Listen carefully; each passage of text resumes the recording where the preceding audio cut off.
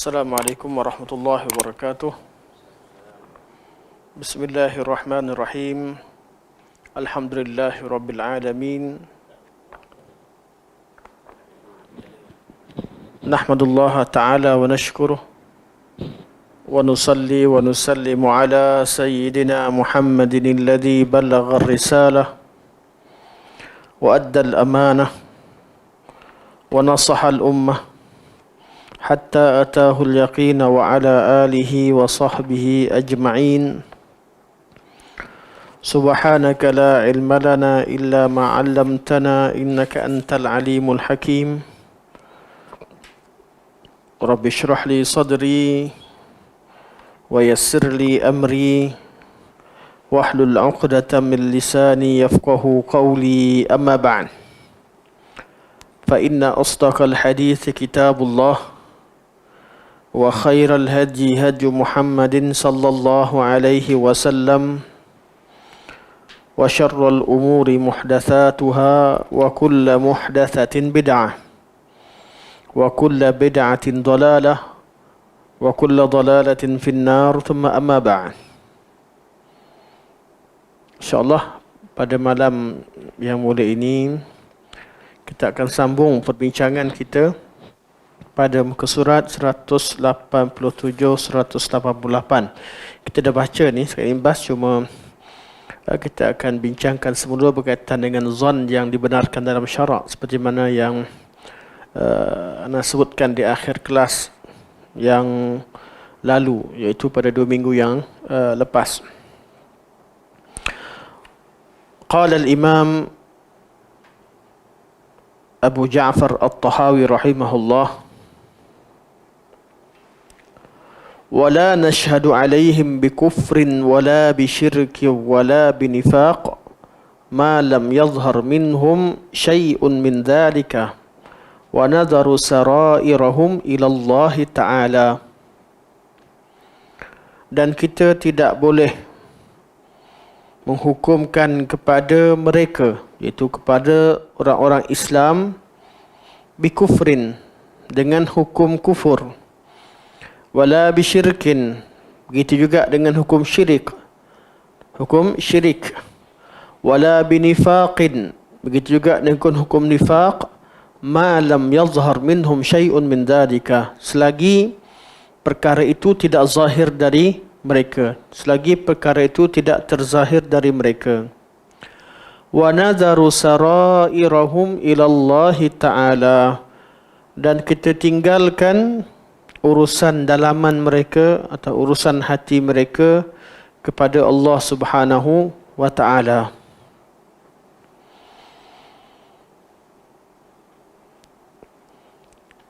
Dalam ayat ini Allah Subhanahu wa Ta'ala memerintahkan kita menghukum secara zahir dan melarang kita daripada mengikut sangkaan.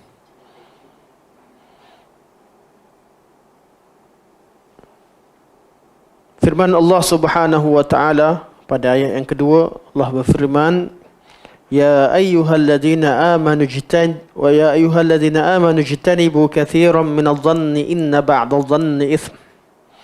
Wahai orang-orang yang beriman, jauhilah kebanyakan zan, sangkaan.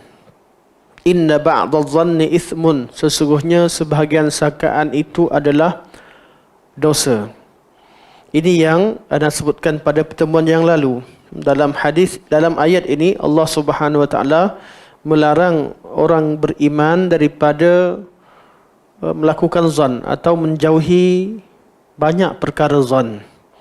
Tetapi lafaz yang Allah sebut di sini, inna ba'dadh-dhanni itsmun, sesungguhnya sebahagian daripada zan itu adalah dosa. Allah tidak sebut semua zan. Bererti ada zan yang dibenarkan dalam syarak. Sebelum tu, apa di zan? Apa di zan? Sangkaan. Kalau syak, saya syak dia ni ambil duit. Syak. Kalau saya rasa dia curi kot. Dan lepas itu dalam perbincangan usul fiqh, kita ada beberapa bab yang bincangkan bab ini. Hatta dalam ilmu mantik pun bincangkan perkara ini. Bab maratibu ta'alluqil idrak bisyai'. Bab maratibu ta'alluqil idraki bisyai'. Bab level dan martabat pengetahuan, tahap pengetahuan kita terhadap sesuatu. Kalau sesuatu dia ada 6 martabat. 6 level, 6 martabat. Martabat pertama, seseorang yang tidak mengetahui sesuatu dengan betul, malah dia salah faham. Dia tak tahu sesuatu yang betul, malah dia meyakini sesuatu yang salah dan berterusan di atasnya. Maksudnya kalau orang kata apa hukum solat zuhur, dia kata sunat. Dijawab dengan yakin. Kalau kita tanya, kita ambil contoh ni, contoh untuk faham, kita bentuk soalan lah. Tanya, apa hukum solat zuhur? Kita nak tahu tahap ilmu dia. Dia kata sunat. Bukan solat zuhur. Solat zuhur yang 4 rakaat, solat fardu tu sunat hukum dia. Contoh. Orang yang begini, dia level yang paling bawah. Mengetahui sesuatu, dia tak tahu suatu kebenaran, malah meyakini sesuatu yang salah dan dia berdegil di atasnya. Orang begini dinamakan sebagai al-jahlul murakkab. Jahil yang berganda. Dia jahil yang berat. Orang kedua, kita tanya tentang dia, apa hukum solat zuhur? Solat zuhur ni orang tahu sangat. Katalah kita, apa hukum tahiyatul masjid? Apa hukum solat tahiyatul masjid? Solat zuhur confirm orang tahu. Jadi kita ambil contoh lain. Apa hukum tahiyatul masjid? Dia pun kata, tak tahu Ustaz. Tak pernah belajar. Tahiyatul masjid tu apa Ustaz? Dia pun tak tahu apa tu tahiyatul masjid. Dia tahu solat tapi tak tahu. Orang begini namakan sebagai tahap dia bukan al-jahlul basit. Jahlul basit, ba sin ya ta. Kita nak tulis. Susah pula sana. Apalah. Jauh papan putih kita. Main. Al-jahlul basit, jahil yang ringan. Dia jahil tapi dia tidak declare, dia tahu diri dia jahil. Jahil, dia tak tahu maklumat langsung. Dan orang jahil basit ni senang dididik, senang diketahui. Dia tanya, jadi apa tu tahiyatul masjid? Dia tahu tahiyatul masjid tu solat ketika kita masuk masjid. Jangan duduk dulu. Tahiyatul masjid tu menghormati masjid. Masuk masjid mesti kita solat. Kita betul nama jahlul basit. Jadi tak tahu langsung. Yang tadi dah tak tahu yang betul tapi dia yakin benda yang salah. Tahap ketiga, orang kita tanya, apa hukum tahiyatul masjid?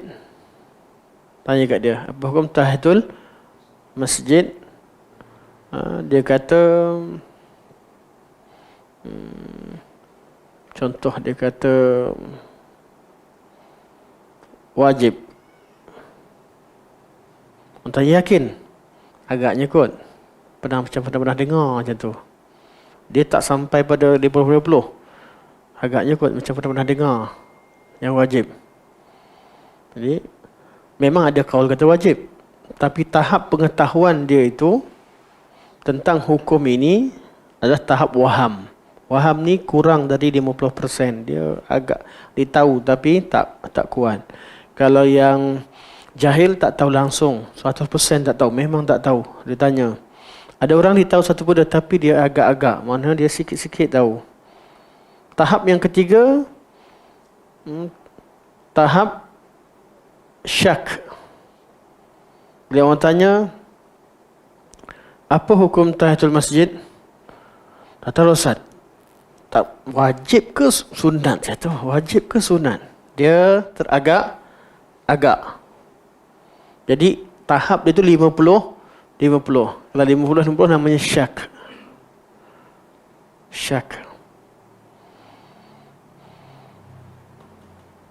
Tahap yang keempat, kelima. Tahap kelima, kalau orang tanya apa hukum tahiyatul masjid, dia kata sunat. Sunat, Ustaz. Yakin? Saya rasa lebih kuatlah sunat. Sebab begini begitu, sebab tak, dia bagikan ni. Tapi yakin ke? Tak yakin 100% lah. Tapi saya rasa rajih macam ni lah kalau ikut kepada dalil dia faham. Dan ni dia tahu ilmu berkaitan dengan tahiyatul masjid tu, dia tahu namanya zan.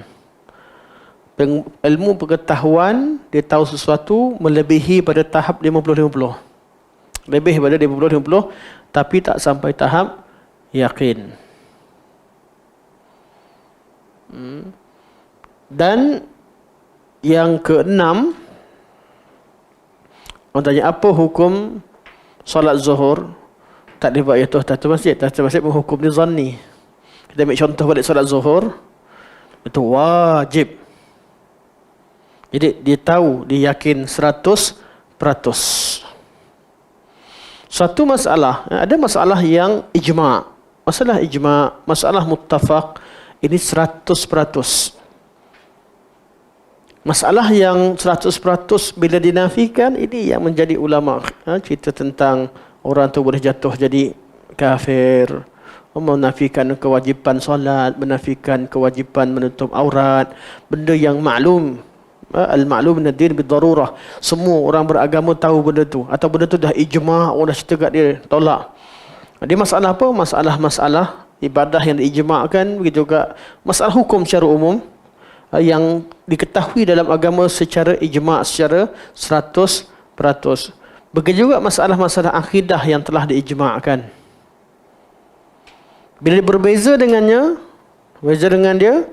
dia dah melakukan satu dosa. Kalau dalam bab akidah, perkara yang telah diijma'kan oleh salafus salih,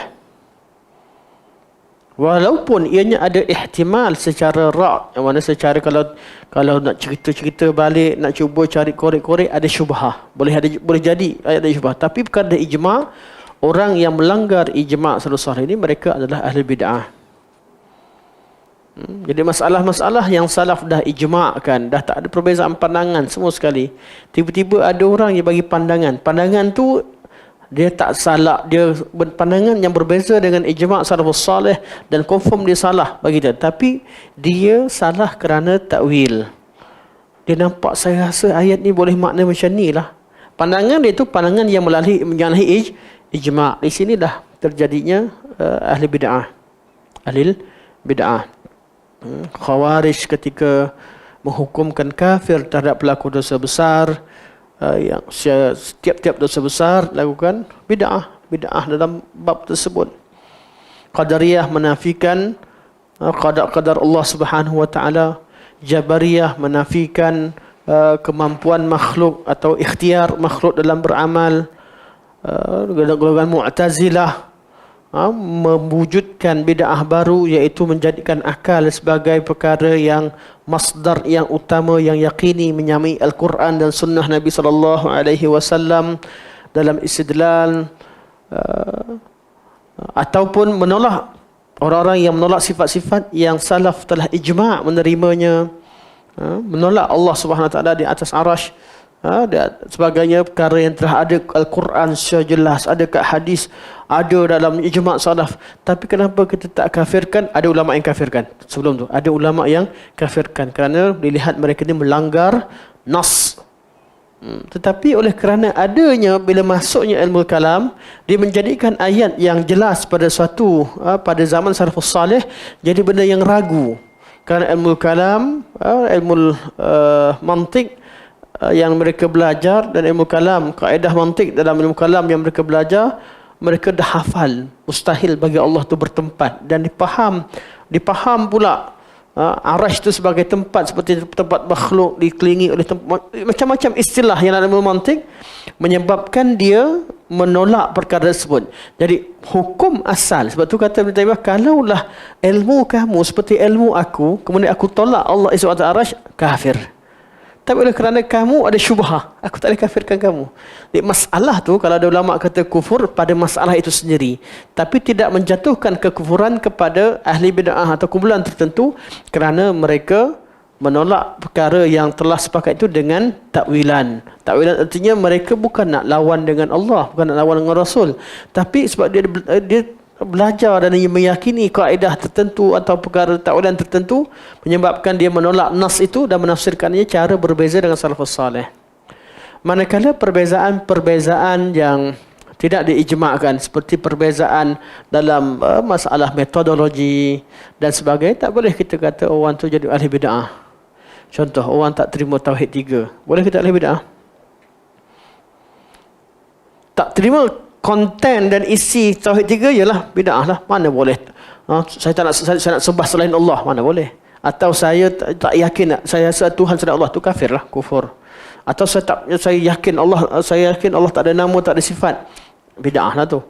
Mana isi kandungan. Tapi kalau sekadar pembahagian tu kepada 3, saya tak nak kata tauhid kepada 3. Pening kepala.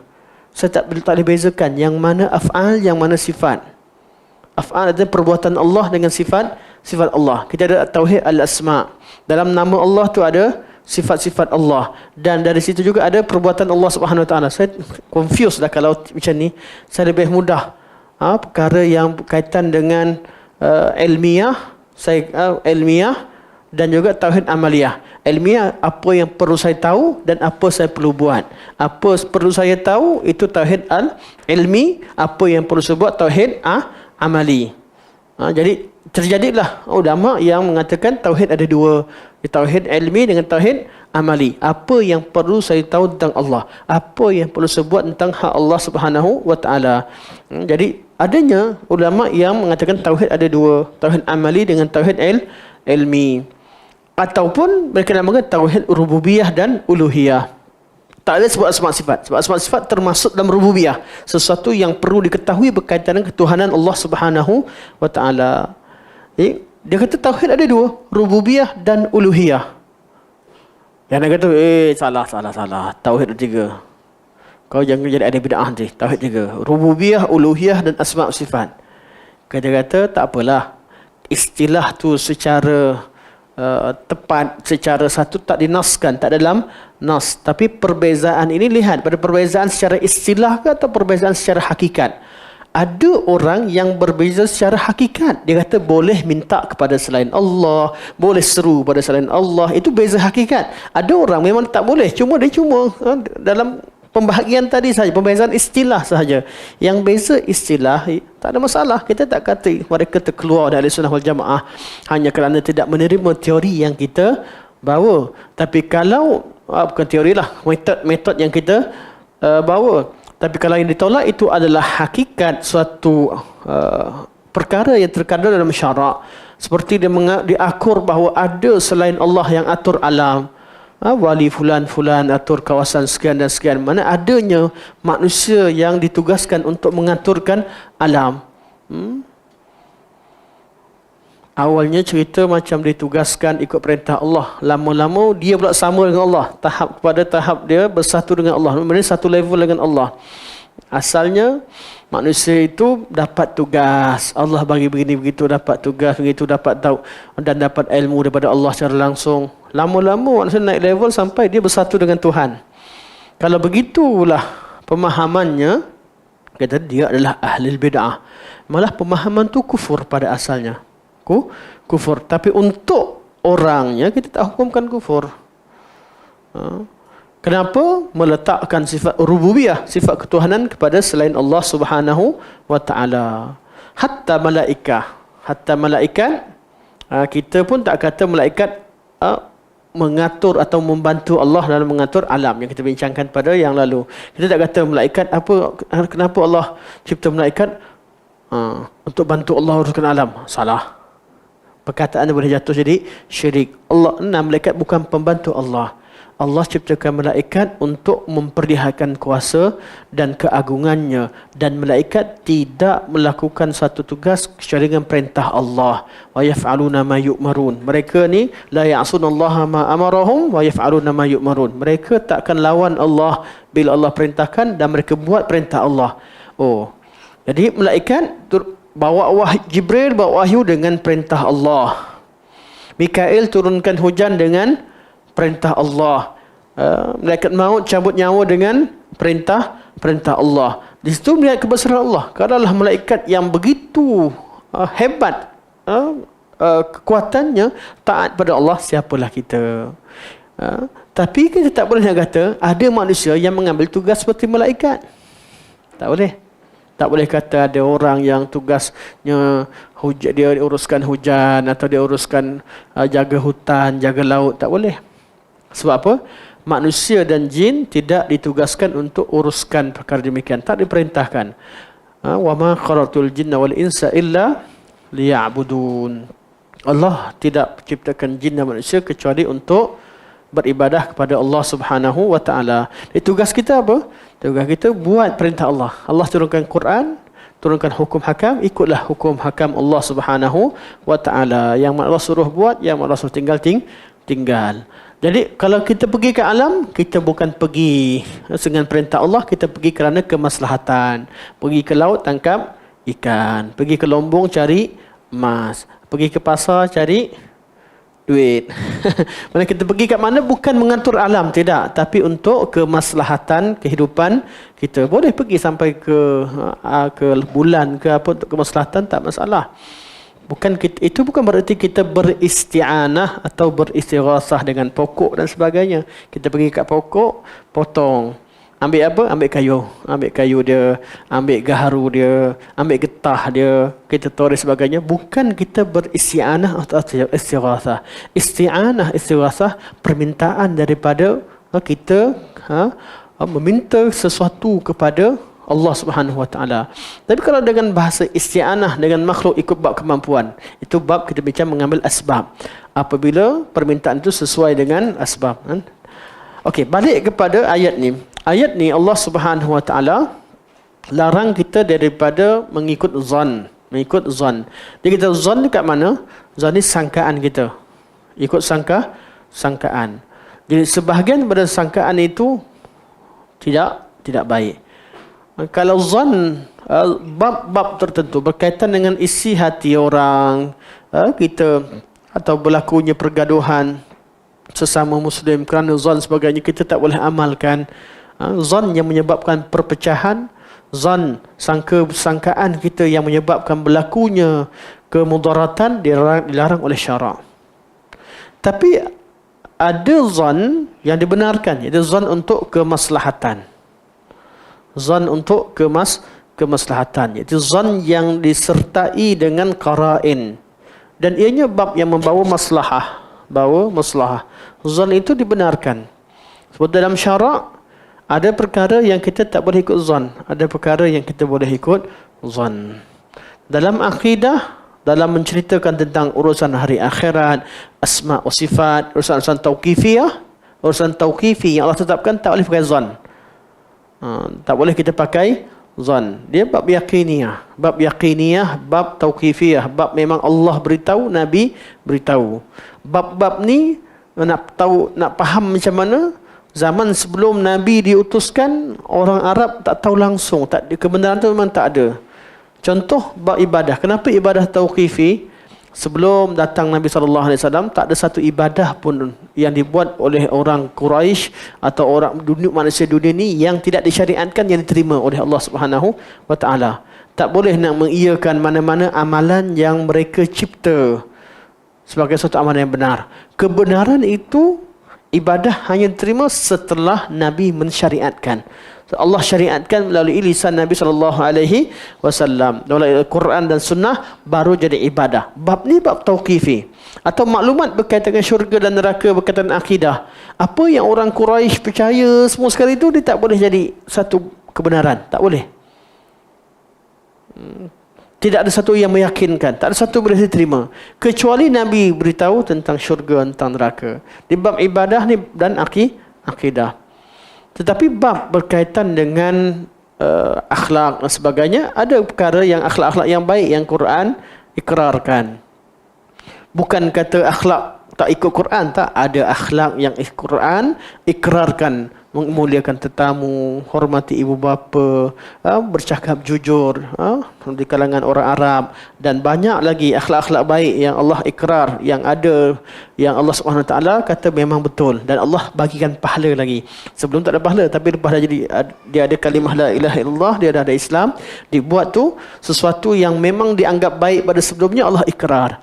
Ada sesuatu yang dianggap baik tapi Allah tolak, seperti mana masuk rumah, saya dah sebut masuk rumah orang melalui pintu belakang. Allah kata fatul buyuta min zuhuriha, waqtul buyuta min abwabiha, datang masuk rumah orang melalui pintu utama, bukan dari pintu belakang. Dan ini semua kita dah bincangkan. Cuma ada zon yang dibenarkan amal kat mana? Dalam bab ibadah, kita tauqifi, akidah tauqifi. Tapi dalam bab zanniyah, bab ijtihadiyah, ataupun kita kata bab yang iza ta'azzar yaqin fayu'malu bil-zan. Bila yakin kita tak mampu mencapai keyakinan, kita beramal dengan zan. Dalam ibadah ada bab yang kita amal zan, dan hukum hakam banyak bab yang kita amalkan zan. Contoh zan, bab ibadah, kita tak boleh buat suatu ibadah kecuali apa yang disyariatkan oleh Allah Subhanahu wa Ta'ala. Betul? Kerana al-aslu fil ibadah at-tauqif. Asal ibadah itu adalah tauqif, sesuatu yang ditetapkan oleh syarak. Sebagian ulama berkata al-aslu fil ibadah at-tahrim. Sebagian sebut asal ibadah itu adalah pengharaman, tak boleh beribadah kecuali apa yang disyariatkan. Atau al-aslu fil ibadah at-tauqif, asal ibadah itu adalah ketetapan. Tetapi ada setengah ibadah, kita nak laksanakan ibadah, ada unsur-unsur tertentu yang kita tak mampu yakin pada setengah keadaan. Allah perintahkan kita menghadap kiblat, betul? Ketika solat confirmlah benda yakin. Kita tak ada cipta solat cara sendiri sebagainya, itu selesai bab asal fil ibadah at-tauqif. Tapi setengah daripada ibadah, bila kita nak laksana, kita tak tahu dengan yakin, tak mampu, kan? Tidur kat tepi jalan, buka mata dah subuh, handset habis bateri, nak cek, atau ada handset tapi tak ada kompas, internet tak ada, tak tahu kiblat arah mana, arah mana. Tapi ada perintah untuk solat subuh. Nak tak nak, kita kena solat. Dah ada perintah, kita bukan buat bid'ah. Wajib kita tunaikan solat. Dah sampai waktu subuh. Cuma kita macam mana kita nak tentukan kiblat? Kalau kita ada ilmu berkaitan dengan, jadi kita pun tak tahu dengan jelas arah kiblat. Kompas pun bukan confirm pun kan? Kalau kita pun tak confirm juga. Jadi kita tengok matahari, terbit daripada arah timur. Jadi arah timur dekat peta, Malaysia kat sini. Kita arah timur situ terbit kan. Mekah kat mana arahnya? Agak-agak lah lebih kurang sana kot, arah bertentangan daripada arah matahari, ambil sikit ke kanan contoh. Okey, di sini namanya apa? Kita solat. Kita beramal dengan benda yakin ke zanni? Sebab tu dalam ibadah ada qiyas, tapi pada daripada furu' ibadah, bukan mewujudkan suatu ibadah baru. Wujudkan ibadah baru itu bid'ah. Tetapi dalam hukum hakam, dengan cara pelaksanaan tertentu, ada perkara kalau kita tahu dengan yakin bagaimana Nabi ajar, sallu kama ra'aitumuni usalli. Ada perkara yang kita tak pasti. Kita baca pada nas adanya perbezaan. Pandangan ulama dalam memahaminya. Bukan mewujudkan suatu perkara yang baru, tetapi itulah kemampuan kita. Kita bila tak mampu mencapai keyakinan, idza ta'adzarul yaqin, Mana kita tak sampai tahap yakin 100%, kita kena beramal dengan rajih. Bukan berarti saya tak tahu mana kiblat, lepas tu tak payah solat tak jadi solat. Atau kita tak pasti baju ni bersih ke tak bersih ni tak pasti. Begitu pun cium, fikir balik, tengok bersih je, tak ada apa-apa tadi, solat je lah dengan baju ni. Itu beramal dengan yakin ke beramal dengan zon? Dengan zon. Zon dengan qarinah, setelah melihat qarinah. Zon yang begini boleh tidak? Boleh. Sebab tu zon, bab qiyas termasuk bab zon kat sini, qiyas. Kita tak tahu wajib ke tak wajib. Contohnya wuduk ketika tawaf. Nabi kata tawaf macam solat. Jadi jumhur kata wajib wuduk. Abu Hanifah kata tidak. Contoh, bab-bab begini bukan mereka mencipta hukum, tetapi nas itu tidak dalil itu bukan satu nas yang sarih pada satu hukum dan tidak diijma'kan. Jadi kita beramal dengan zannur rajih atau ghalabatuz zann, apa yang kita rasa paling sesuai dengan syarak. Kerana dah ada perintah, jadi kita wajib beramal dengannya. Apatah lagi bab hukum hakam. Bab hukum hakam, semua sesuatu kat dunia ada hukum, betul? Apa hukum hakam pakai baju sweater? Harus. Dari mana tahu harus? Ada, Quran beritahu harus pakai sweater. Nabi beritahu. Kita tak mampu nak jawab. Tapi kita tak boleh biarkan satu perkara kat dunia ni tak ada undang-undang syarak.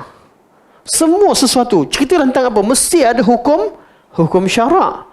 So ada kaedah, bab keduniaan semua sekali harus, kecuali ada dalil yang melarang. Kaedah ni memudahkan ulama. Ahli sunnah wal jamaah mengatakan bahawa bab keduniaan ini asal, malah ini bukan ni bab jumhur ulama kata mudah nak kenal. Bab keduniaan hukum asalnya harus, kecuali ada dalil yang melarang. Berbeza daripada imam dalam bab makanan, Imam Abu Hanifah asal semua haram kecuali dihalalkan, ada detailnya. Tapi kita faham dulu. Sebab tu kita untuk belajar, jangan debat dulu. Sebab tu banyak perkara dan kita jangan terlibat dengan perdebatan dulu, biar debat tu ahlinya, kita fahamkan dulu. Okey. Jadi tidak ada satu, bila kaedah tidak ada satu hukum, tak ada satu perkara pun yang tak ada hukum syarak. Tak boleh kata Islam tak ada bab ni tak ada hukum kat dalam Islam ni, Islam tak ada bincang. Tak. Hukum makan bubur durian semasa kuliah pun ada juga, tak ada. Oh, ada. Hukumnya haram sebab tak ajak ustaz. Gurau. Hukumnya harus. Kan? Bab yang tak ada bab keduniaan, tidak ada kaitan dengan agama, amalan-amalan keduniaan, hukumnya harus. Kecuali ada sesuatu yang melanggar syarak. Sebab tu kalau contoh sambut hari jadi, masuk bab mana? Dia kekal dengan amalan yang biasa, kebiasaan, atau ada larangan syarak padanya? Itu bergantung pada kajian.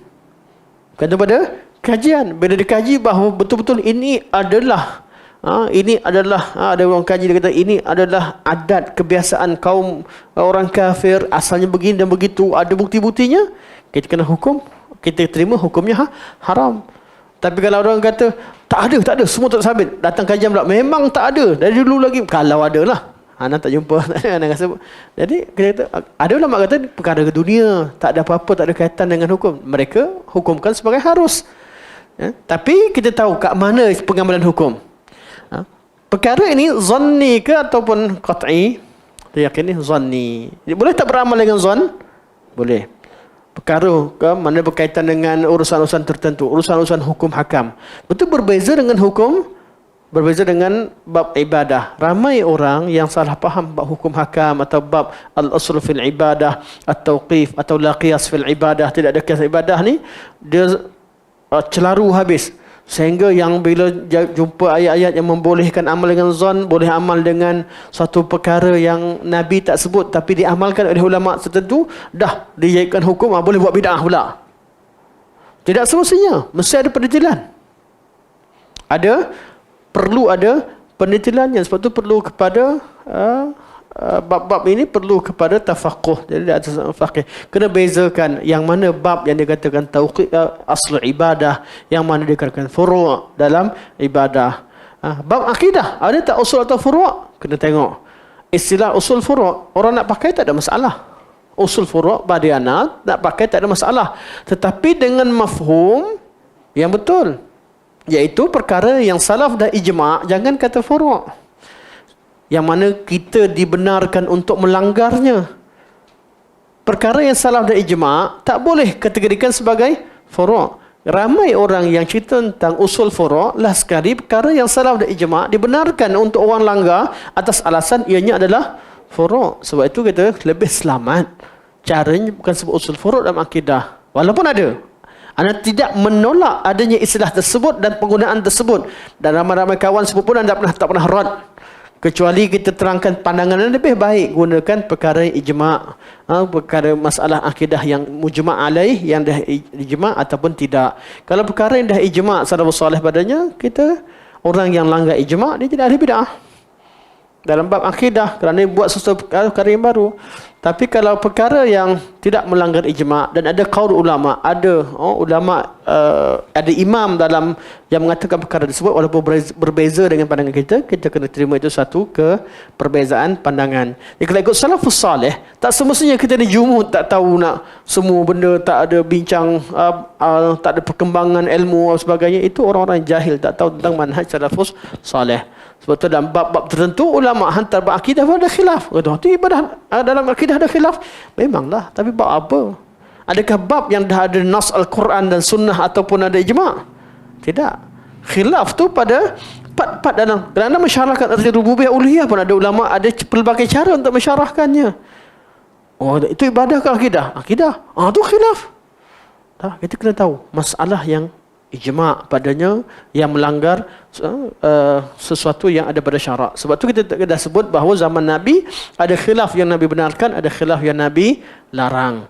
Dalam bab akidah Nabi khilaf yang tidak dibenarkan. Dalam bab begitu juga dalam bab-bab yang mujma' alaih. Okey. Itu berkaitan dengan janjian bahawa zan, malah hukum hakam, dalam bab hukum hakam kebanyakannya terbina di atas zan sebagai rahmat kepada umat ini. Rahmat kepada umat. Kita sama-sama nak taat kepada Allah Subhanahu Wa Taala beramal. Tapi ada setengah keadaan kita tak mampu untuk melakukan atau melaksanakan apa yang kita yakini. Masa tu kita terpaksa pegang pada qaul yang sesuai dengan kemaslahatan. Contoh zaman, katalah kita pegang wajib keluarkan zakat fitrah dengan beras. Tiba-tiba je motor rosak, nak pergi hantar motor rosak kat hutan. Kan? Motor rosak dalam hutan. Pagi raya. Nak pergi beras kat siapa? Tak keluar zakat lagi ni. Tak keluar zakat fitrah lagi. Nak serah pada siapa pun tak tahu. Orang miskin kat mana, motor kita tengah jalan. Masa tu nak tak nak, adakah tak keluarkan zakat terus? Kena keluar. Mesti wajib keluarkan zakat fitrah. Nak tak nak, walaupun kita pegang kata beras, mesti dengan beras, wajib dengan beras, mengikut mazhab Syafi'i dan Hanbali, masa tu kerana ada ruang, ada makhraj. Ada makhraj artinya kita dah tak ada jalan dah nak laksana buat apa yang kita yakin. Minta kita masa tu kita mengambil makhraj dalam waktu kita mesti laksanakan benda yang lebih besar daripada itu. Kita mengeluarkan zakat lebih aula daripada kita cerita beras ke duit. Paling mudah keluarkan duit, transfer ke pusat zakat. Duduk kat tengah, transfer terus zakat sebelum pada waktunya. Betul tak? Rahmat. Tapi bukan rahmat, bukan Islam menggalakkan perbezaan pandangan, tidak. Tetapi sebahagian daripada perbezaan dan khilaf ini membuka ruang kepada kemudahan. Tapi bukan kita tetap rukhas, cari benda mudah, aku tak nak yang susah, aku tak payah tengok dalil, yang mana senang buat. Islam tu kan mudah, itu tetap rukhas. Kita kata adanya bila sesuatu perkara itu dia susah, mana susah sangat laksanakan, akan datang kesenangan atau ada kemudahan pada hukum. Okey, Itu yang anda bincangkan, anda janjikan berkaitan secara umum. Anda sebenarnya terlupa, baru tadi ingat. Ada istilah-istilah usul fiqh yang begitu detail. Anda rasa kalau konsepnya faham, okeylah. Ada zon. Ada kita dalam hukum syarak bukan tak beramal dengan zon. Ada zon yang dibenarkan. Sebab tu Allah sebut dalam ayat ini, Allah kata, inna ba'da zanni ithmun. Sesungguhnya sebahagian zon itu berdosa. Sebahagian bersangka ini dosa. Kerana ada zon yang dibenarkan dalam syarak. Kalau kita nak cerita tentang zon, zon ni ada berapa, kenapa boleh, kenapa tak boleh, dia jadi lebih panjang. Tapi bagus juga untuk tahu. Kita tahu dah 6 maratib. Lepas ni kata maratibul idrak, atau kata maratibul ilm, atau kata maratibul ta'alluqul idrak bisyai, ada 6. Martabat pengetahuan tentang sesuatu. Tapi al-idrak, pengetahuan yang tak yakin, itu ada berapa? Pengetahuan yang yakin satu ialah al-ilmu 100%. Itu yang yakin. Pengetahuan yang kejahilan ada 2. Jahil murakkab dengan jahil basit. Pengetahuan yang tidak 100%. Al-idrak ghairu jazim. Idrak yang tak jazim, yang tak confirm. Ada berapa? Ada 3. Kalau kata idrak ghairu jazim, ada 3, iaitu waham, syak dan zan. Jadi daripada asalnya 6 tadi boleh pecah jadi jahil ada 2, yakin 1, dan yang pengetahuan yang tidak yakin itu ada 3. Yang mana perlu amal antara 3? Zan itu diamalkan dalam syarak. Syak tak boleh. Tak ada syak dalam ibadah. Waham lagi tak boleh. Ibadah, kerana asal ibadah adalah tahrim. Asal ibadah adalah tauqif. Bangun, aku dah wuduk ke belum tadi? Dia tak boleh beramal dengan syak. Kena cari qarinah atau qara'in untuk tahu yang mana lebih kuat. Jadi zan, dia tak ada ni. Contoh Nabi SAW kata, iza syakka hadukum, bila kalian, ada salah seorang daripada kalian merasa syak dengan sesuatu ketika dalam solat. Nabi kata, falyataharrar, iza syakka ahadukum fi salatihi falyataharrar as-shawab. Maka dia kena cari betul-betul yang mana yang betulnya. 3 rakaat ke 4 ya? Berlaku ke anak tadi. 3 ke 4. Kan nak cepat, pukul berapa tadi solat ni? 3 ke 4 rakaat. Nak solat isyak tadi, kan? 3 4. Tak boleh kekal dengan syak. Dia kena cari sesuatu yang boleh menjadikan zan. Dia tak boleh kekal ni. Jadi kalau cari fikir, tadi aku baca, fikir balik, baca surah Qul ya kafirun, kedua Qul huwallah. Lepas tu dia tambah 1 rakaat ni, tambah kot. Ni dah 4 ni, dah 3 ni ke 4. Dah yakin kot. Mana masa kita fikir tu jumpa dah jadi zan kita bahawa 4. Dia tak syak lagi. Maka kita apa? Kita 4. Oleh kerana kita ada perasaan syak pada awalnya tadi, kita bina atas zon, maka kita tambah dengan sujud sahwi. Sujud sahwi tadi melengkapkan kekurangan pada syak awal tadi, atau pada kekeliruan kita pada awal. Tapi kalau kita Allahu Akbar, 3 ke 4, aku nak cepat ni 3, kira 4 je lah. Dia tak ada nak ada. Kira 4 nak senang. Boleh tak sujud sahwi? Tak boleh. Kalau fikir 3 4 tak jumpa syak tak ada yang mana lebih kuat, masa tu dia kena tambah 1 rakaat. Dia tak ada bina atas syak, dia kena bina atas zan. Mana kata dah zan, kita dah rasa ada qarinah yang banyak, rasanya memang dah 4 dah ni. Masa tu kita boleh solat macam cukup kan, mana bina atas 4, kita sujud sahwi untuk melengkapkannya. Tapi kalau kita syak 3 ke atau 4, betul tak ada perkara, masih kekal dalam syak, maka kita ambil yang paling kurang. Ambil 3. Walaupun tertambah 1, sujud sahwi itu untuk sebagai irghaman syaitan. Untuk syaitan dah lupakan kita. Sujud kepada Allah tadi menjadikan syaitan hina daripada Allah Subhanahu wa taala, atau dia hina usaha. Dia nak halang kita kacau ibadat, jadi kita bertambah sujud pada Allah Subhanahu wa taala. Irghaman li syaitan. Jelas? Jadi itu bab beramal dengan zon. Benda yang tak jelas, benda yang yakin tak kisah confirm, kena amal yang yakin. Kan? Benda yang jahil tak boleh beramal dengan jahil. Jahil murakab lagi tak boleh pakai. Bab yang tahu pengetahuan tak jelas ni ada 3 level. Okay? Syak tak boleh pakai. Zon boleh. Waham pun tak boleh pakai. Sebab asal dalam ibadah ni, syariat ni terbina di atas yakin. Cuma kalau iza ta'adzara yakin, tak mampu yakin, tak boleh kita tinggalkan 100%. Kita beramal dengan zon. Jelas?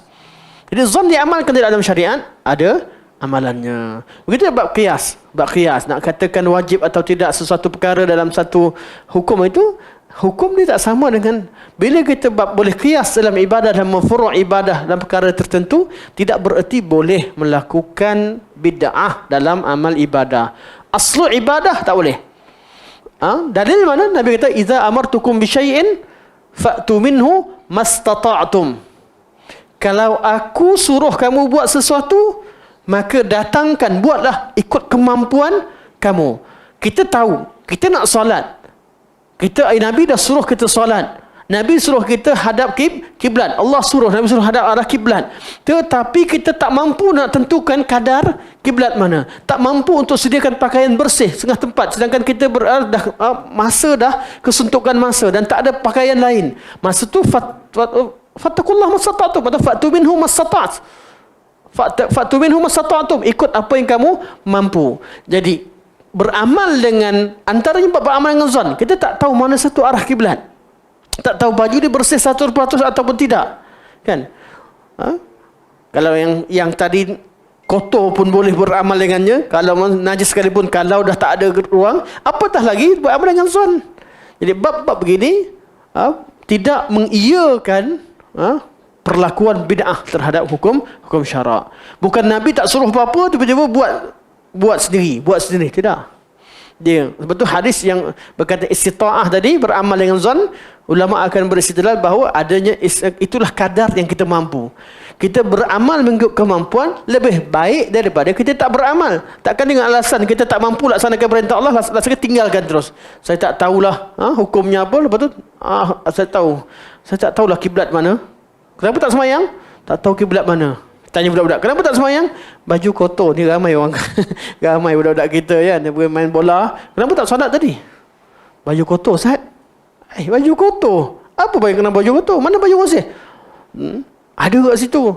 Malas. Malas nak pergi ambil. Malas tu. Kan? Atau dia kata, tak ada baju, ada ni je. Masa dah habis dah. Dan nak habis. Jadi saya tak solat. Tak. Kalau betul-betul memang tak mampu dah, tak jumpa semua sekali, pakailah. Kalau baju, okey, baju tu boleh cabut dan masih ada tutup pusat, buka baju. Walaupun solat tak pakai baju, bukan kita galakkan solat tak pakai baju. Dalam keadaan dah tak ada pakaian, fattakullah mastata'tum. Dan kadang-kadang kita beramal berkat istita'ah. Beramal dengan zon sebahagian daripada al-istita'ah. Begitu juga bab kita belajar tarjih. Qaul yang rajih. Qaul yang rajih bukan yakin. Qaul rajih dia bukan lagi syak, tapi dia pergi pada zannur rajih atau ghalbatil zan. Di dalam syariat adanya zan, malah kebanyakan zan itu diamalkan dalam syariat. Zan yang dilarang kat mana? Zan yang membawa kepada keburukan. Sangka buruk kat orang. Saya rasa dia ni memang benci dengan awak lah. Dia membenci. Zon yang membawa kepada perpecahan. Tetapi kalau zon bawa kemaslahatan, kan, nampak orang tu pegang pisau, duduk kat tepi jalan, ke tempat gelap, kan, kata kawan, jangan lalu situ. Jangan lalu. Bukan nak sangka buruk, tapi dia bawa pisau di tempat gelap, muka tengah merah macam tu. Zon itu bawa tak kebaikan?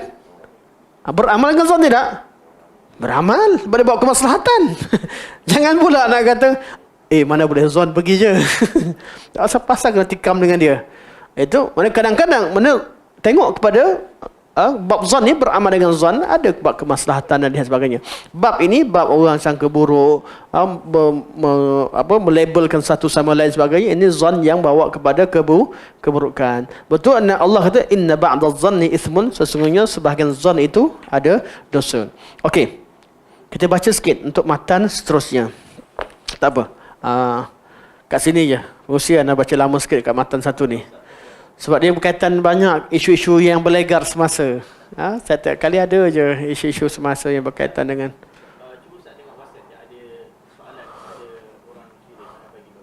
soalan. Terima kasih. Ada screenshot.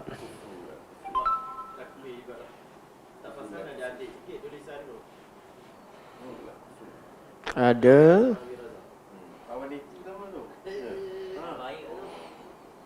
Okey. Nak baca ke? Anda tak baca lagi? Boleh kita baca untuk orang dengar? Boleh Kita ambil masa, tak apa dah. Kita kena InsyaAllah. Yang penting kita habis dah matan ni. Minggu depan kita masuk matan baru. Kalau kita dah 3 minggu, 3 kali, 4 kali dah kita kat matan yang sama. Okey. Okey, ada satu status dibuat oleh salah seorang ni. Dia tulis kata, keserabutan mehnah khalqul Quran merupakan episod pedih dan punca trauma yang amat dahsyat bagi ahli sunnah wal jamaah, khususnya Hanabilah yang merupakan satu puak serpihan daripada ahli hadis. Semoga Allah burukkan lidah dia. Serpihan daripada ahli hadis. Hanabilah serpihan daripada ahli hadis. Dia tak tahu Hanabilah yang masukkan sini kerana Imam Ahmad Hanbal yang menghadapi masalah tersebut. Zaman tu yang bangun adalah hanyalah Imam Ahmad bin Hanbal. Kerana masa tu zaman Imam Syafi'i dah meninggal, zaman tu zaman imam-imam sebelum dah meninggal, ketika Mu'tazilah menguasai dunia Islam ketika itu, ulama-ulama lain yang dipaksa dengan mereka dah terpaksa akur. Dan tinggal Imam Ahmad. Imam kata, kalau aku pun diam macam kamu, habislah. Imam Ahmad bangun. Di masa tu Ahli Sunnah wal Jamaah dinisbahkan, kaul Ahli Sunnah dinisbahkan kepada Imam Ahmad bin Hanbal bukan istilah fiqhi Syafi'i Maliki, Abu Malikiyah, Syafi'iyah, Hanabilah dan juga Hanafiyah, Malikiyah, Syafi'iyah dengan Hanbaliyah. Bukan masalah fiqh. Hanabilah yang disebutkan sini adalah mewakili Ahli Sunnah wal Jamaah ketika itu. Kerana Imam Ahmad Hanbal ketika itu yang bangun lawan. Satu kesilapan ahli kalam sejak dulu lagi. Kita nak cerita kesilapan lah. Kita tak kata kejahilan. Walaupun itu sebahagian daripada kejahilan. Mereka menjadikan Hanabilah di sini kepada masalah akidah yang dimaksudkan Hanabilah menjadikan sebagai taksim fiqhi atau taksim mazhab, perbahagian mazhab. Ini masalah lah kalau dia faham macam tu. Sebab tu mereka terpaksa kata Hanabilah ada dua. Satu fudala Hanabilah yang fadil, yang mulia. Satu lagi adalah Hanabilah yang mujassimah. Ini kejahilan dan kebodohan. Walaupun ianya dimulakan oleh seorang imam. Pernah sebut tentang fudala. Cuma khilaf ada maksud imam tu apa? Imam Subki cerita tentang fudala Hanabilah. Kita tahu bahawa beliau ada masalah besar dengan Syekh Islam Ibn Taymiyah rahimahullah dalam bab urudud dan sebagainya. Anak murid Syekh Islam itu bangun lawan pada Subki. Ada kisah-kisah berkaitan dengan sezaman. Tetapi kita tak cerita bab pergaduhan mereka, cerita bab ilmiah. Jadi kenapa dikatakan fudala Hanabilah? Sebab bila ada orang Hanbali, mereka jumpa sebagian ulama Hanabilah yang mentakwilkan sifat atau menerima ulumul kalam. Itulah yang dikatakan sebagai fudala Hanabilah. Sedangkan istilah itu tak pernah wujud sebelumnya. Imam Ahmad bin Hanbal ikrar Allah istiwa di atas arash. Apa kata ahli kalam? Apa kata Asy'ariyah, Al-Maturidiyah dan sebagainya? Tak sama. Malah mengkategorikan Ahli Sunnah wal Jamaah terhad kepada 3 kelompok seperti kata Imam Subki. Bila kata Ahli Sunnah wal Jamaah adalah Al-Asy'ariyah, Maturidiyah dan Hanabilah, satu taksim yang tak tepat. Sebab apa? Istilah Ahli Sunnah wal Jamaah telah wujud sebelum adanya Asy'ariyah dan Maturidiyah dan sebelum ada Imam Ahmad bin Hanbal. Ibn Sirin meninggal, lahir pada tahun 32 Hijriah. Ibn Sirin, zaman awal Islam, tabi'in yang paling antara tabi'in, kibar tabi'in. Apa kata Ibn Sirin? Lam yakunu yas'aluna 'anil isnad. Tak, zaman dulu kami tak nak, sahabat-sahabat tak ada cerita antara isnad antara satu mereka. Tak tahu, tak payah tanya sanad ni kau dapat hadis daripada siapa sebagai. Sebab apa? Sebab tak ada orang menipu, tak ada berlaku masalah apa-apa. Falamma waqa'atil fitnah, bila berlakunya fitnah, iaitu fitnah dimaksudkan khilaf lah, sama ada pembunuhan Sayyidina Uthman, atau adanya perang Siffin, atau adanya perang Jamal, mana dah berlaku perpecahan di kalangan umat Islam. Qalu sammu lana rijalakum. Mereka mula berkata, sebutkan nama dari mana kamu ambil hadis tersebut. Fayunzar ila ahli sunnah fayukhadhu hadithahum. Maka mereka lihat pada ahli sunnah, maka diambil hadis mereka. Wa yunzar ila ahli bid'ah falam yukhaz hadithahum. Tengok pada ahli bid'ah, maka mereka tidak ambil hadis dari mereka. Ni kalam siapa? Ibnu Sirin. Pada zaman mana? Zaman tabi'in. Tabi'in mana? Kibar tabi'in. Dan menukilkan cerita tentang sahabah.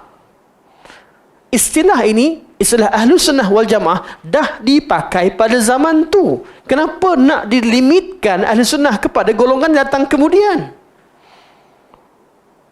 Anda tidak menolak bahawa kita boleh kata Ahlus Sunnah wal Jamaah secara umum, termasuk Asy'ariyah dan Maturidiyah dan sebagainya. Tidak menolak perkara demikian.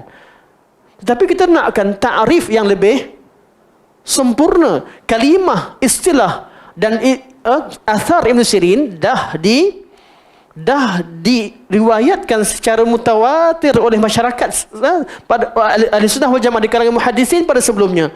Ibnu Sirin yang merupakan kibar tabi'in dah pakai, kenapa tak merujuk pada istilah? Secara istilah dah dipakai sebelumnya.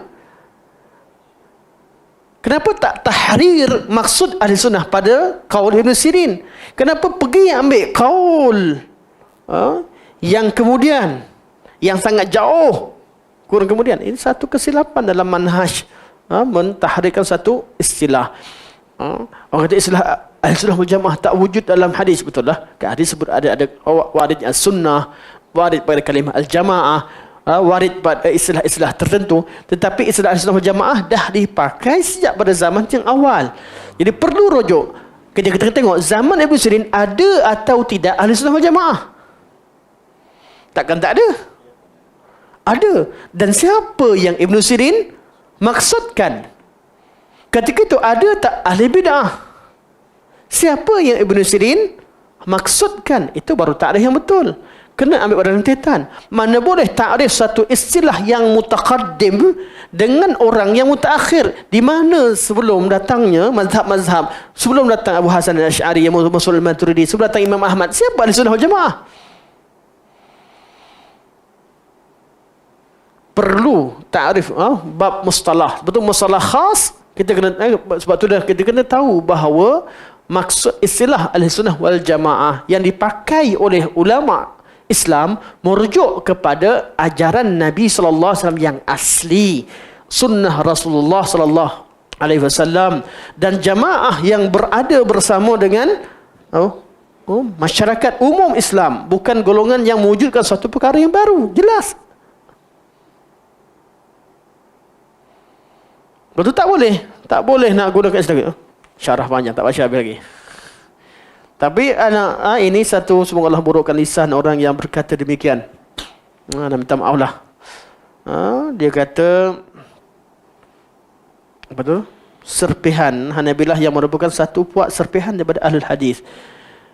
Ini suatu kejahilan dalam memahami maksud kalimah Hanabilah yang wujud pada sebahagian daripada kitab-kitab akidah.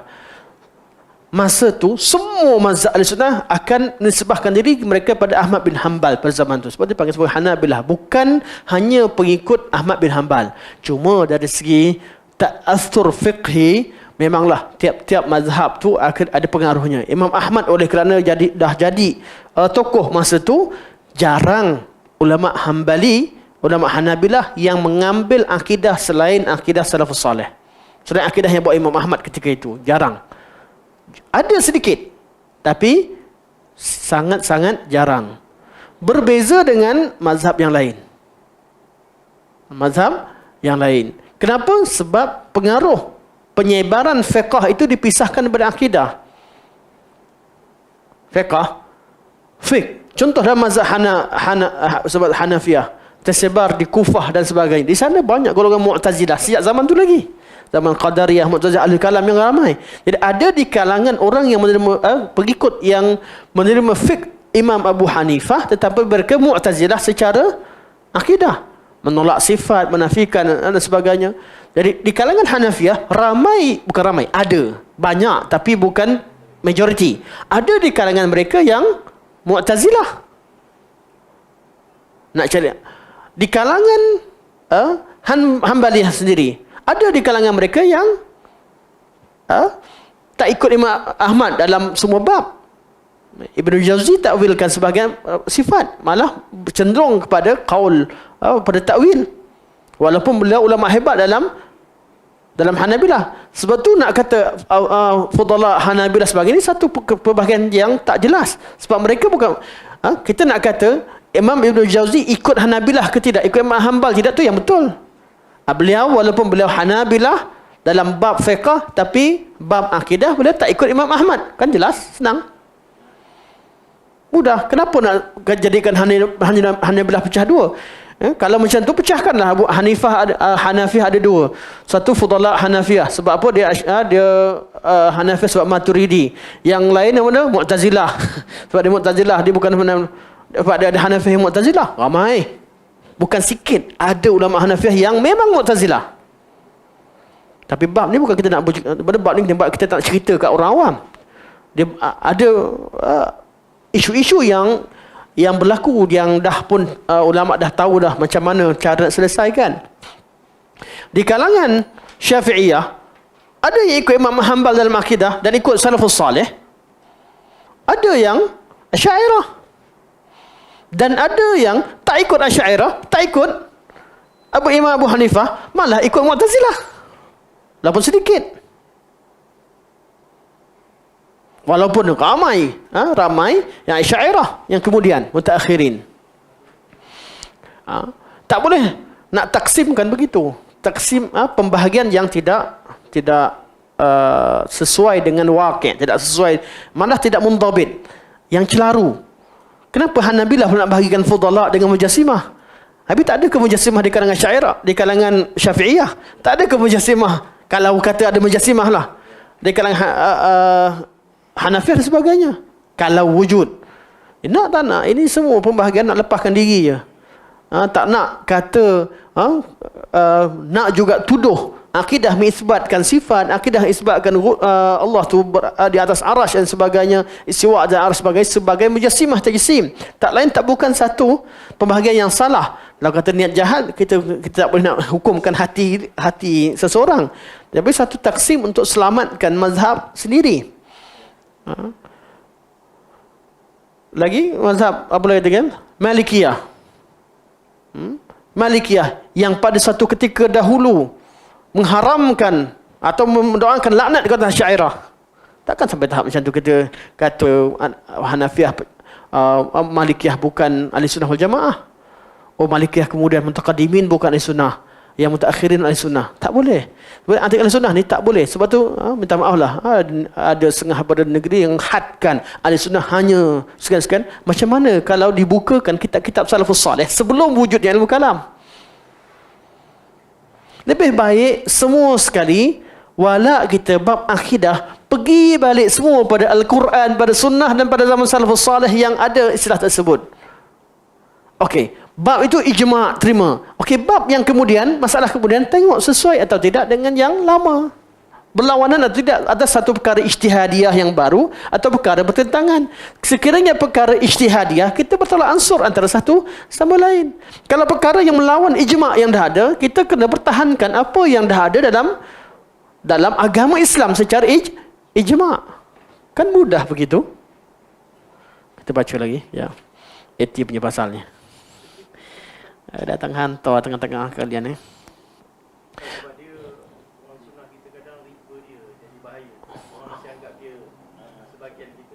Ya. Allah alam. Ana ada dengar tentang fudala Hanabilah kat grup WhatsApp, tapi tak tahu yang ada status khas macam ni. Okey, penderitaan 20 tahun dihina, dibuli dan diseksa oleh aparatus kerajaan pro Mu'tazilah membentuk minda vindiktif dan penuh curiga dari sisi mangsa. Amboi. Ana agak jahil lah, senang. tak belajar. Duduk dalam kalangan salafiyah, ramai yang duduk salafiyah, tapi dia baca buku bukan daripada ulama salafi. Dia pergi sibuk baca buku syubhat. Lepas tu dia tak mampu rad, dia ubah pendirian. Dia tak bertanya kepada orang yang tahu dan pandangan. Kalau nak duduk di kalangan ulama ahli sunnah salafiyah, ambillah ilmu daripada ulama sunnah salafiyah. Bukan ambil ilmu daripada orang luar, atau ambil ilmu di kalangan tokoh yang pernah berada sama salafiyah kemudian buat masalah. Contoh, kita jumpa tokoh di Arab Saudi, ada bukan tak ada. Nama Hatim Al-Auni, letak nama dia Al-Sharif, Dr. Hatim Al-Auni. Pernah duduk bersama salafiyah, syarah Ummul Qura. Tapi buat hal yang banyak, ulama urad begitu banyak. Ada di kalangan anak muda yang nak pergi belajar, baru nak belajar salafiyah, belum tahu tentang usul, belum tahu tentang semua perkara, pergi ambil ilmu, tidak belajar usul fiqh daripada tokoh-tokoh imam salafiyah, tak baca buku Syekh Ibn Utsaimin dan sebagainya, tokoh cerita moden ni. Ulama awal memang ada dah, dari ulama-ulama moden, sebab dia rujuk pada ulama moden. Kita ambil ulama seumpamanya yang memang disepakatkan keilmuannya. Ulama-ulama sunnah tak nak terima, pergi cari seorang yang buat kononnya nak cari keadilan. Nak adil apa? Nak cari kritikan terhadap salah. Oh, last kali tersangkut, last kali ada yang kata, oh, adanya bid'ah hasanah. Bawa tentang dalil apa? Oh, dalil-dalil yang berkaitan dengan amalan-amalan yang berkaitan dengan kita kata furu' tadi, macam anak syarah tadi. Ataupun berkaitan dengan perkara yang hadis mauquf yang lahu hukmur rafa'. Yang dah ada jawapan pun di kalangan ulama salaf. Kalaulah mereka belajar betul, mereka takkan terpengaruh dengan fikrah-fikrah yang dibawa oleh Hatim Al-Auni. Anda tak nak sebut. Jarang, ni first time anda sebut. Walaupun dalam grup tadi anda dah tersebut dah kat grup, dalam grup WhatsApp tu orang dah sebut. Ini tokoh-tokoh yang merosakkan nama salafiyah pada zaman moden. Sebab apa? Kerjanya, kononnya, salafiyah ni dah hukumkan orang, jadi dia nak adil, pergi pertahankan kelompok-kelompok yang dikatakan ada bid'ah dengan alasan begini begitu, nak berlaku adil, rujuk balik, tengok balik, kemudian pisahkan. Salafiyah sekarang bukan salafiyah mutaakhirin atau salafiyah mu'asirah, tak sama dengan salafiyah dulu. Tunjukkan mana bezanya. Kalau tak sama, yang tak sama jangan ambil. Kalau betul-betul salah, yang tak sama yang ambil. Tapi bukan dengan mempertahankan perkara bid'ah dan bawa usul baru, boleh buat perkara bid'ah dalam ibadah. Atau pergi kritik. Dia kata, salafiyah mu'asirah. Tiba-tiba pergi kritik Karmani. Kritik sampai pada Muawiyah. Ini semua fikrah Hatim Al-Auni. Asalnya dulu cerita tentang salafiyah mu'asarah ni begini, kritik mula pada zaman yang moden, dia cerita tentang hayat kibar ulama dah terangkan begini, dia kata hayat kibar ulama bukanlah nas, ini hanyalah ulama yang siapa pun boleh dilantik jadi hayat kibar ulama. Kritik sampai pada tahap pergi kepada mula-mula kata Syekh Muhammad Wahab pun tidak begitu. Lah kritik Muhammad Wahab, asas negara ini bukan begini. Lah pergi sampai pada kritik Muawiyah radhiyallahu an. Siapakah Muawiyah? Dia bukan penulis wahyu. Kalau sabit sekalipun tak ada kelebihan apa-apa, ada orang lain lagi yang tulis wahyu. Ni fikrah mana? Dia tidak lagi mewakili qaul ahli sunnah. Wahai pelajar-pelajar sunnah, jangan ambil ilmu dari orang begini yang bawa masalah dalam dakwah sunnah sendiri, dakwah salafiyah. Dan cukup anak-anak muda kita ramai di kalangan ustaz dah mula bawa kaul dia, nukil sana sini, dahlah tak belajar betul-betul, kemudian pergi nukil daripada orang-orang yang memang buat masalah di tanah Arab. Sama juga salafiyah tempat kita ambil orang-orang yang beragama manhaj salah yang betul, bukan orang yang sentiasa kritik, duduk kononnya bersama jadi ahli hadis, kononnya jadi ahli sunnah wal jamaah, kemudian duduk kritik dalam dalaman, secara dalaman. Nak betulkan secara dalaman, bincang secara pasal, bukan pergi timbulkan syubhah kat luar sampai orang jadi keliru. Manusia tak sempurna, keilmuan siapa pun tidak ada sempurna, tapi perlu kepada kita saling bantu-bantu dalam memahamkan sunnah Rasulullah sallallahu alaihi wasallam. Kalau tengok pada syaitan ni banyaklah anak tak betul-betul pergi kat syekh ni mewakili, orang nampak datang daripada Mekah. Dulu zaman Syekh Maliki, tu ulama Mekah. Sekarang ni Hatim Al-Auni yang mewakili, kononnya mewakili Mekah, sedangkan dia mewakili banyak kaum sufi. menjadi suara kepada kaum sufi akhirnya. Wallahu alam. Marah pula anak ni. Okey. Lagi pun sisi ekstremis ini dapat dilihat pada karya-karya Harb bin Ismail Kirmani, salah seorang murid Ahmad bin Hanbal. Jika sebelum ini kita menyentuh tentang pendapat-pendapat Harb yang batil lagi kazib dalam kitabnya Ijma' Salaf fil I'tiqad. Allah musta'an. Ini semua ini memang nukil pada Hatim semua ni. Hari ini kita akan kupas sedikit sebuah lagi karya beliau berjudul As-Sunnah. Kusanakan ini, ini ana rasa dia tiru 100% daripada Hatim Al-Auni. Ini bukan fikrah dia ni. Kupasan ringkas ini membuka mata rakan-rakan yang terlalu obses dan hanyut dengan terma salaf hingga ke tahap mabuk, kepayang dan hilang akal. Kamu yang jahil, wahai si fulan. Betul, anda bukan cerita anda. Jangan bawa kejahilan anda, anggap orang obses dan jahil. Kalau tak nak pegang pada term salaf, anda nak pergi kepada khalaf, nak pergi pada ahli bid'ah, silakan. Kenapa anda nak mewakili salah dan entam? Kupasan ringkas ini membuka mata rakan-rakan kita. Kita lihat bagaimana seorang yang hidup zaman kurun terpilih boleh tergelincir begitu teruk yang membuat kita tersentak ke belakang dan berkata orang seperti Harb Al-Kirmani tak boleh dijadikan ikutan walaupun dia hidup di zaman salafus salih. Ini satu kaedah, satu benda jahil bawa lagi. Kita dah kata salaf maksum tak maksum?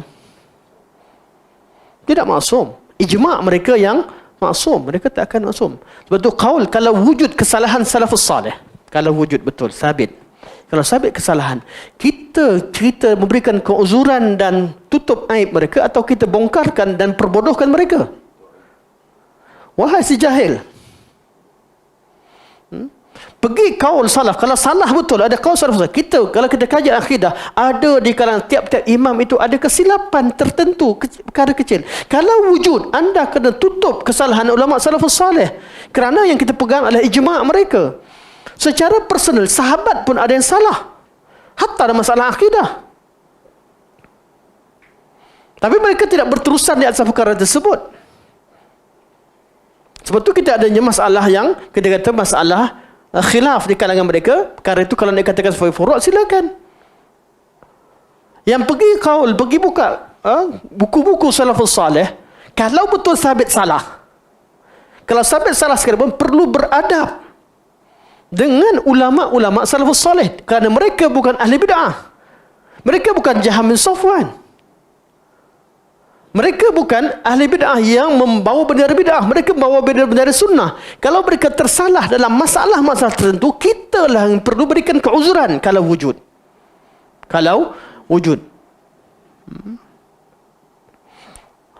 Dan kitab yang diterima umum oleh ulama salafus salih, ulama salaf, memujinya, tiba-tiba datang kamu, wahai sejahil, mengkritik dengan ayat-ayat yang begitu, kurang ajar dengan salafus salih. Minta maaf, anda tak pernah sampai begini, tapi Allah musta'an. Harb Al-Kirmani menghukum pelaku sebahagian dosa besar sebagai kafir, termasuk dosa minum arak. Ini semua salah faham.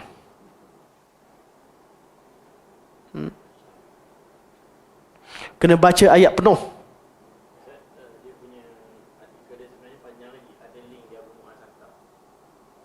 Okey, link kita baca luar kelas lah.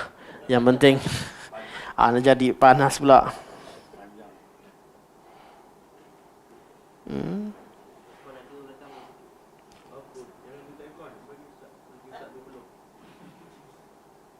Okey. Tapi kata sahabat dia jawab dah. Alhamdulillah. Salah faham Arab. Okeylah. Nak tinggal kat situ. Sambung tentang Arab tu, tengok artikel sahawasan lah. InsyaAllah. Tapi kalau berlaku di kalangan salafus salih salah, kalau berlaku kesalahan, apa yang perlu kita buat? Doakan keampunan untuk mereka.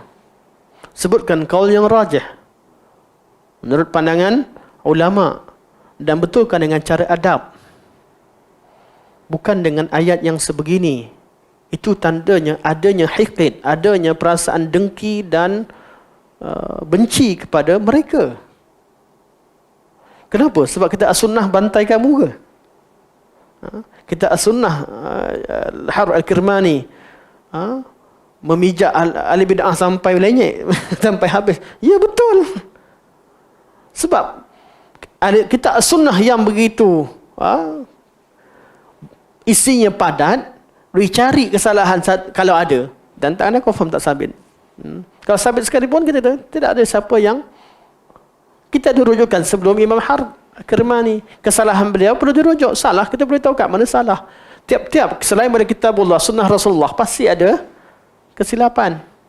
Pasti ada kesilapan. Itu yang kita pegang selain Al-Quran dan As-Sunnah. Termasuk Sahih Bukhari.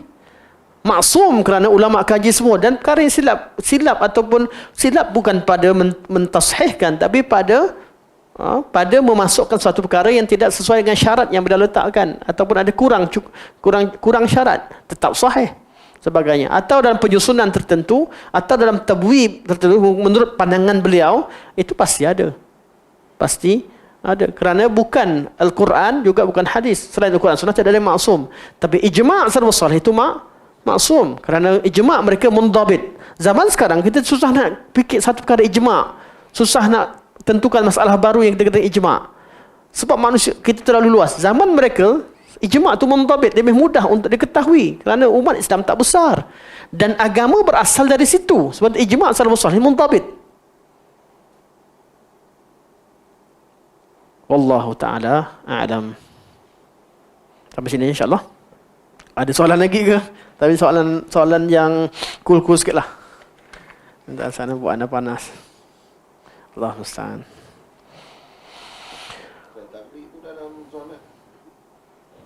Taklid?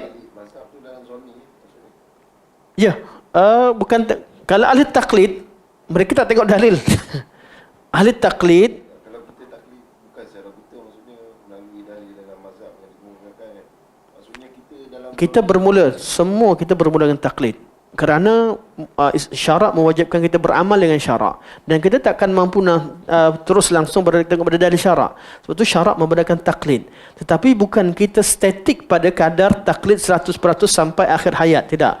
Dari semasa ke semasa kita perlu angkat kejahilan dari diri kita. Paling kurang tahu imam ambil dalil dari mana, supaya ibadah kita daripada tahap Islam pergi pada tahap iman, kemudian tahap ihsan. Iman beramal dengan ilmu. Kita bukan beramal ikut sahaja. Kita amal dengan ilmu. Angkat kejahilan satu demi satu. Bermula dengan satu lafaz, faham makna bacaan-bacaan kita baca, tahu hukum hakam, tahu dalil. Jadi selama ni kita Allahu Akbar sebab ikut cikgu kita ingat cikgu kita, last sekali kita Allahu Akbar tengok pada hadis Rasulullah sallallahu alaihi wasallam, sallu kama raaitumuni usalli. Jadi kita belajar pada dalil, tak ikut pada dalil, tak semestinya kita nak jadi mujtahid. Tidak. Kita nak tahu sumber pengambilan agama. Tapi sampai pada masa orang belajar detail, dia akan jumpa pengambilan hukum, kemudian mereka akan mampu buat perbandingan. Kat situ adanya fiqh muqaranah. Fiqh muqaranah itu pun antara qaul ulama, antara dalil. Tidak bererti kita menafikan fiqh mazhab kalau yang menerima fiqh muqaranah. Tapi sebagai orang awam, dia bermula dengan taklid. Sama ada taklid 4 mazhab yang dah sabit, ataupun taklid kaul imam tertentu seperti yang dibuat oleh orang tertentu kerana mereka mempercayai imam itu dah membuat tarjih antara kaul tersebut. Walaupun yang pegang tarjih atau pegang 4 mazhab semuanya taklid. Semuanya muqallid sebab anda tidak faham dalil secara langsung daripada syarak dan tak tahu ma'akhas dan juga sumber-sumber pengambilan hukum dan istidlal. Nak tak nak, kita memang taklid. Sebab tu ada orang yang kata taklid mesti bermula dengan 4 mazhab supaya kurangkan mazhab yang awal ni. Awal-awal tersebut mula dengan taklid. Anda setuju secara itu sebagai salah satu daripada metodologi, tapi tidak menjadikan itu sebagai benda yang wajib sehingga menafikan orang yang mengambil alim selain pada 4 mazhab. Selagi alim itu dipercayai dan mempunyai keilmuan yang kuat, dan mereka kebanyakan kita buat mazhab, mereka ada ikhtiarat. Ikhtiarat artinya kita tetap bermazhab Syafi'i tapi bab tertentu oleh kerana alim tu dah kaji, dia dah bagi ikhtiar, dia pilihan dia setelah buat tarjih, kita terima ikhtiarat daripada ulama-ulama tertentu. Jadi sebenarnya tidak bertambah, tidak mengubah mazhab pun. Masih kekal dengan mazhab. Cuma dalam masalah tertentu yang memang kena pada taklid, yang kita kalau kita ambil jadi keliru. Bab ni kena belajar lah, kena belajar. Kita Macam mana pun ya fiqh mazhab, fiqh yang kukuh, fiqh yang ikut kepada dia juga. Kalau berkenaan dalil juga perkara yang membuka ruang kepada kita setelah kita tahu mazhab. Secara umumnya semua masyarakat kita dah belajar dengan fiqh mazhab, ikut apa yang kita buat dari guru-guru kita. Kemudian datang fiqh muqarran untuk bagi pencerahan, itu satu perkara yang baik. Satu perkara yang baik, boleh membuka mata kita. Tapi jangan sampai menafikan mazhab, menafikan apa yang ada pada kita fiqh dalam mazhab yang 4. Okey, nak jumpa dah. Oh, panjang. Anda baca ni semua hatim punya. Ni semua anda dah tengok dah video. Betul kan? Betul lah. Ni dah hatim awal ni. Betul lah. Jadi betul lah. Memang copy paste. Anda copy paste tapi mulut lancangnya, subhanallah. Semoga Allah ampunkan kita semua. Barakallahu fiik. Subhanakallah wa hamdika asyhadu an la ilaha illa anta astaghfiruka wa atubu ilaik. Wa sallallahu ala sayyidina Muhammad wa ala alihi wa sahbihi wa baraka wa sallam. Alhamdulillahirabbil alamin. Wassalamualaikum warahmatullahi wabarakatuh.